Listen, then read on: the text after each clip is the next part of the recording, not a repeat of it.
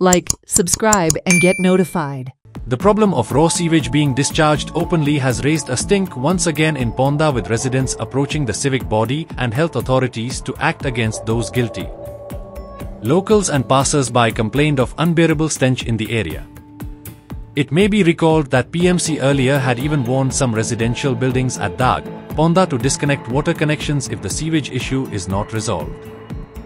Despite multiple warnings, the problem has been pestering the locals with a demand to have a permanent solution to the problem. आयज आमी फोंड्या तिस्कार आसा, तशेंच हांगा फोंड्या तिस्कार हांगा सिव्हिल कोर्ट आहा, तशेंच हांगा कारंगाण बिल्डिंग आसा. तेजे सकयल हांगा सिवरेज उगड्यार हांगा सगळी कोणी तरी सोडलेली आहा किंवा व्हांवलेली आहा. ही सिवरेज हांगा रात दीस लोकांक इतले ही सिवरेजीची ही गुवाची जी घाणी येता, अक्षरशः हांगा रोडान सुद्दां एखादें क्रॉस जातले जाल्यार हांगा वास घेवपाची परिस्थिती ना.